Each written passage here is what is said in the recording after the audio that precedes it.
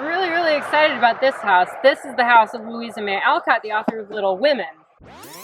But before we talk about this house, we need to back up and talk about the house next door. Behind me is the house known as the Wayside. The Alcott family actually lived here while Louisa May Alcott was a child. She wrote her first published story here, and she wrote her first novel here. The Wayside, then called Hillside, was the house that Bronson Alcott, Louisa's father, who was part of the Transcendentalist movement, first moved the family into when they arrived in Concord. In fact, inside, you'll probably also find Bronson still haunting the place. And these are the stairs where Louisa and her sisters played pilgrims just like the characters in Little Women.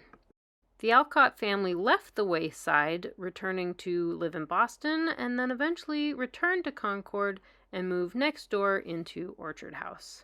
Now, Louisa and her family were actually poor when they moved in here. Her father was Bronson Alcott, and he was one of the Transcendentalists, and he was not making much money. And their friend Emerson, who lived down the road, actually had to put the down payment on this house for them.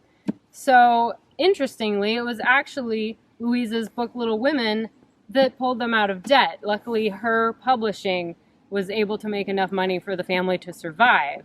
And she didn't actually want to write this book in the beginning, but her publisher convinced her to write a book for girls, and thankfully she did, and today we have Little Women.